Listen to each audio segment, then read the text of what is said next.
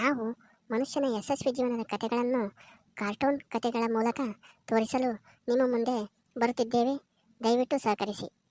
ಈ ಕಥೆಯಲ್ಲಿ ಲಕ್ಷ್ಮಿ ಎಂಬ ಬಡ ಹುಡುಗಿಯು ತನ್ನ ಜೀವನದಲ್ಲಿ ಬರುವ ಕಷ್ಟಗಳನ್ನು ಎದುರಿಸಿ ನಿಭಾಯಿಸಿ ಹೇಗೆ ಗೆದ್ದಳು ಎನ್ನುವುದನ್ನು ತೋರಿಸುವುದು ಈ ಕಥೆಯಾಗಿರುತ್ತದೆ. ದಯವಿಟ್ಟು ನಾವು ಕಥೆಯಲ್ಲಿ ಮುಂದುವರಿಯೋಣ. ಅಪ್ಪ ಬೆಳಗ್ಗೆನೇ ಒಂದು ಕಪ್ ಚಹಾ ಕುಡಿದೋಗಿದ್ದು, ಇನ್ನೂ ಅದ್ರ ಬರಲಿಲ್ಲ. ಕುರಿಗೆ ಮೇವು ತಗೊಂಬರ್ತೀನಿ, ತಗೊಂಬಂದಿಟ್ಟು ಗೌಡ್ರ ಮನೆ ಕೆಲಸಕ್ಕೆ ಹೋಗ್ಬೇಕು ಅಂತ ಹೇಳಿತ್ತು. ಇನ್ನೂ ಅದ್ರ ಬರಲಿಲ್ಲ. ಈಗ ಬಸಪ್ಪನು ಬಂದು ಅವಸರ ಮಾಡ್ತೈತಿ. ಬಸಪ್ಪ ಅವರು ಜೊತೆಗೆ ಹೋಗ್ತಾರ. ಈ ಅಪ್ಪ ನೋಡಿದ್ರೆ ದೇವ್ಡ ಕುರಿ ಮೇವು ತಗೊಂಬರ್ತೀನಿ ಅಂತ ಹೋಗ್ಬಿಡ್ತೈತಿ. ಆಮೇಲೆ ನಾನು ಹೊಕ್ಕಿನಪ್ಪ ಅಂದ್ರೆ ಕೇಳೋದಲ್ಲ, ತಾನಾಗ ಹೋಗ್ಬಿಡ್ತೈತಿ. ಮತ್ತೇನು ಬಿಸಿಲ ಹೊಕ್ಕಿ ಬಿಡವ, ನಾನು ಹೋಗ್ಬಿಡ್ತೀನಿ ಅಂತ ಅಂದು ಇನ್ನೂ ಅದ್ರ ಬರಲಿಲ್ಲ. ಆಮೇಲೆ ನಾನು ಮನೆಯನ್ನು ಬದುಕು ಮುಗಿಸ್ಕೊಂಡು ಹೋಗಿ ತಗೊಂಬರ್ತಿದ್ದೆ. ಅಪ್ಪ ಅದನ್ನು ಕೇಳೋದಲ್ಲ, ಬರೀ ಹಿಂಗೆ ಮಾಡ್ತೈತಿ. ಆಮೇಲೆ ಉಣ್ಣಂಗಿಲ್ಲ ತಿನ್ನಂಗಿಲ್ಲ, ದೇವ್ಡು ಅವಸರ ಮಾಡ್ಕೊಂತ ಹೋಗ್ಬಿಡ್ತೈತಿ. ಯಾಕಪ್ಪ ಓದ್ತಾತ? ಕುರಿ ಮೇವು ತಗೊಂಬರ್ತೀನಿ ನಾನು ಬೆಳಗ್ಗೆನೇ ಹೋಗಿನಿ, ಎಷ್ಟೊತ್ತಾತು? ಈ ಮತ್ತು ಬಸಪ್ಪ ಬಂದು ಅವಸರ ಮಾಡ್ತೈತಿ, ದೇವ್ಡು ಕೈಕೊಂಡು ಕತ್ಕೊಂಬ. ನಾನು ರೊಟ್ಟಿ ಪಲ್ಯ ಮಾಡಿ ಎಷ್ಟೊತ್ತಾತು ಕಾಯಕತ್ತಿ. ನೀನು ಬರ್ತೀನ ಉಣ್ಣಕ್ಕೆ ನೀಡಿ ಒಂದು ಸ್ವಲ್ಪ ಬಟ್ಟೆ ಅದಾವ ಶಳ್ಕೊಂಬರವು. ಬಟ್ಟೆ ಶಳ್ಕೊಂಡು ಬಿಸ್ಲತ್ತದ್ರಾಗ ದೇವ್ಡು ಹೋಗಿ ಬರೋದ ಅಂತ ಮಾಡಿದೆ. ಬಾ ದೇವ್ಡು ಬಾ. ಇಲ್ಲಿ ಬಿಡವ, ನಾನು ಈಗ ಬರಕತ್ತಿದ್ದೆ. ಅವ್ನು ಸೀನಪ್ ಸಿಕ್ಕ. ನಾಳೆ ಒಂದು ಸ್ವಲ್ಪ ಬಾರಪ್ಪ ಕೆಲ್ಸಕ್ಕೆ, ನಮ್ದು ಒಂದು ಸ್ವಲ್ಪ ಹೊಲ ಹೊಡೆದೈತಿ.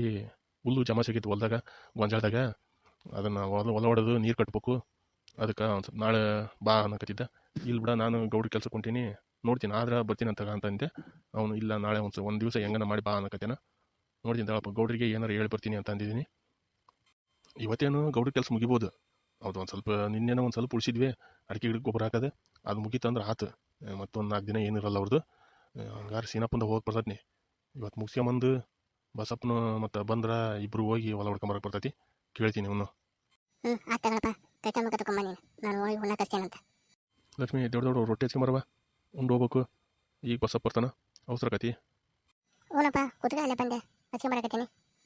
ತಗೊಳಪ್ಪ, ಊಟ ಮಾಡು, ನೀರು ತುಂಬ್ಕೊಂಬರ್ತೀನಿ. ನೀರು ರೊಟ್ಟಿ ಅಡಿಗೆ ಭಾರಿ ಪಾಡು ಮಾಡ್ತೀವಿ ಬಿಡವ. ನೀನು ಮದುವೆ ಮಾಡ್ಕೊಳ ಹುಡುಗ ಭಾರಿ ಪುಣ್ಯ ಮಾಡಿರ್ತಾನೆ. ತಗೊಳಪ್ಪ, ಇಲ್ಲೇ ಟೇಬಲ್ ಮೇಲೆ ಇಟ್ಟಿದ್ದೀನಿ ನೋಡು. ನಾನು ಅನ್ನ ಸಾಂಬಾರು ಬೇಕಂದ್ರೆ ಕೇಳು, ಅನ್ನ ಸಾಂಬಾರು ಎರಡೂ ಐತಿ. ಮಾಡಿದ್ದೀನಲ್ಲ, ಮಧ್ಯಾಹ್ನ ಏನು ಮತ್ತೆ ಮಾಡೋದು ಅಂತಂದು ಇವಾಗ ಮಾಡಿಟ್ಟಿದ್ದೀನಿ. ನಂದು ಒಂದು ಸ್ವಲ್ಪ ಇವಾಗ ಅಷ್ಟು ಮನೆ ಕಸ ಹೊಡೆದು ನೆಲ ಒರೆಸಿ ಪೂಜೆ ಮಾಡೋ ಅಷ್ಟೊತ್ತಿಗೆ, ದೇವ್ರ ಪೂಜೆ ಮಾಡೋ ಅಷ್ಟೊತ್ತಿಗೆ ಒತ್ತಕತಿ. ಇವತ್ತು ಶುಕ್ರವಾರ ಬೇರೆ, ಇವರು ಇದಕ್ಕೆ ಗುಡಿಗೆ ಹೋಗಿರ್ಬೇಕು. ಹೋಗಿ ಬಂದ್ರೆ ಒತ್ತಕತಿ. ಅದಕ್ಕೆ ಎಲ್ಲ ಮಾಡಿಟ್ಟಿದ್ದೀನಿ. ನಾನು ಅಷ್ಟು ಬದುಕು ಮುಗಿಸ್ಕೊಂಡು ಹೋಗಿ ಮೈ ತಗೊಂಡು ಪೂಜೆ ಮಾಡಿ ಗುಡಿಗೆ ಹೋಗಿರ್ತೀನಂತ. ಸಾಕು ಬಿಡವ, ರೊಟ್ಟಿ ಒಂದು ಸಾಕು. ನಾನು ಸಾಕಿದ್ದು ಅವು ಮಧ್ಯಾಹ್ನ ಎಲ್ಲ ತಂದಿರ್ತಾರೆ ಅವರು ಗೌಡ್ರ ಮನೆಗೆ. ರೊಟ್ಟಿ ಅನ್ನ ಸಾಂಬಾರು ಎರಡೂ ಮಧ್ಯಾಹ್ನಕ್ಕೆ ಒಳ್ಳೆ ಊಟ ಇರ್ತೈತಿ. ಅಲ್ಲೇ ಮಾಡ್ತೀನಂತ. ಸಾಕು ತಗ, ನನಗೆ ರೊಟ್ಟಿ ಸಾಕು, ರೊಟ್ಟಿ ಪಲ್ಯ ಸಾಕು. ನೀನು ಹೋಗಿ ಊಟ ಮಾಡ್ಬೇಕಾಗಿತ್ತು, ಗೊತ್ತಾಗೈತಲ್ಲ. ಹ್ಞೂನಪ್ಪ, ನಾನು ಮಾಡ್ತೇನೆ. ಸ್ವಲ್ಪ ಕಸ ಹೊಡೆದು ನೆಲ ಒರೆಸಿ ಮಾಡ್ತೇನೆ ಅಂತ ಊಟ ಮಾಡಿ ಆಮೇಲೆ ಒಂದು ಸ್ವಲ್ಪ ಮೈ ತಗೊಂಡು ಗುಡಿಗೆ ಹೋಗ್ಬರ್ತೀನಿ. ರಮಪ್ಪ, ಊಟ ಆತ? ದೌಡ್ ಬಾರು ಹೋಗೋಣ, ಗೌಡ್ರು ಕಾಯಕತ್ತಾರ ಅಲ್ಲಿ. ಆತ್ ಬಾರು ರಮಪ್ಪ, ಹೋಗೋಣದ್ ಬಾ. ಬಾರು ದೇವ್ಡು ಬಾರು ಹೋಗೋಣ. ಒತ್ತಕತಿ, ಬಿಸ್ಲತ್ತತಿ. ಬಿಸ್ಲತ್ತದ್ರೊಳಗೆ ಒಂದು ಸ್ವಲ್ಪ ದೇವ್ರ ಕೆಲಸ ಮುಗೀತ ಅಂತಂದ್ರೆ ಪಾಡಕತ್ತೆ ನಮಗೆ. ಯಾರು ಬಿಸ್ಲ ಒದ್ದಾಡ್ಬೇಕು, ದೇವ್ಡು ಹೋಗಿ ಬಂದ್ಬಿಡೋಣಂತಪ್ಪ. ಅದೇನು ಸ್ವಲ್ಪ ಐತಿ ಮುಗಿಸ್ಕೊಂಡು ಗೌಡ್ರ ಹತ್ರ ಹಂಗೆ ಕೂಲಿ ಇಸ್ಕೊಂಡು ಸಂತಿಗೆ ಹೋಗ್ಬೇರನಂತಪ್ಪ. ಸಂತಿ ಏನಾರು ತಗೋಬೇಕ ನೀನು? ಏನೇನು ತರಬೇಕು? ಅಕ್ಕಿ ಜೋಳ ಅದಾವಪ್ಪ, ಅವೇನು ಬೇಡ. ಈ ರೇಷನ್ ಅಂಗಡಿಯಾಗ ಕೊಟ್ಟವು ಅದಾವು, ಅವ ಸಾಕಾಕೊಂಡು ನಮ್ಮಿಬ್ರಿಗೇನು. ಆಮೇಲೆ ಈರುಳ್ಳಿ ಐತಿ, ಈರುಳ್ಳಿ ಬಂದುಬಿಟ್ಟು. ಆಮೇಲೆ ಟೊಮೆಟೊ ಹಣ್ಣು ಒಂದು ಸ್ವಲ್ಪ ತಗೊಂಬ. ಆಮೇಲೆ ಮೆಣಸಿಕಾಯಿ ಸ್ವಲ್ಪ ಅದಾವು, ಅವು ಒಂದು ಅರ್ಧ ಕೆಜಿ ತಗೊಂಬ ಸಾಕು. ಆಮೇಲೆ ಇಳಿದ ಒಂದು 2 ಅವರ ತರಕಾರಿ ತಗೊಂಬ. ಅವ್ರಿಕಾಯಾಗ ಹೀರಿಕಾಯಾರ ತಗೊಂಬ, ಒಂದು 2 ಸಾಕು. ಮತ್ತೇನು ಬೇಡ, ಐತಿ ಇವಾಗ ಸದ್ಯ ಐತಿ. ಮುನ್ನೂರು ಮತ್ತು ಸಂತಿಗೆ ಹೋದಾಗ ತಗೊಂಬರುವಂತಿ. ಇವಾಗ ಅವ ಮತ್ತು ಇದ್ದವು ಒಣಗ್ಬೇಕು, ಮತ್ತು ಸುಮ್ಮನೆ ಹಾಳಾಗ್ಬೇಕು. ಬ್ಯಾಡ ಇವಾಗ ತರಕಾರಿ ಜಾಸ್ತಿ ತರಕ್ಕೆ ಹೋಗ್ಬೇಡ. ಅವ್ನು ತಗೊಂಬಂದೆ, ಅವ್ನು ಯಾರು ಒಣಗಿಸಿ ಇದು ಮಾಡ್ಬೇಕು. ನನ್ನಿಬ್ಬರಿಗೆ ಏನು ಸಾಕು, ಸ್ವಲ್ಪ ತಗೊಂಬ. ಸರಿ ತಗೊಳವ, ನಾನು ಬರ್ತೀನಂತ. ನಡಿ ಬಸಪ್ಪ, ಹೋಗೋಣ. ಓದ್ತಕತಿ ಬಾರಪ್ಪ.